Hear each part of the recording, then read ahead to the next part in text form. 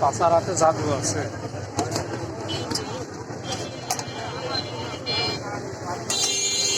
এক রুটি এত বড় যে বানায় সেটা কি দেখছ না, বানায় না চাচা?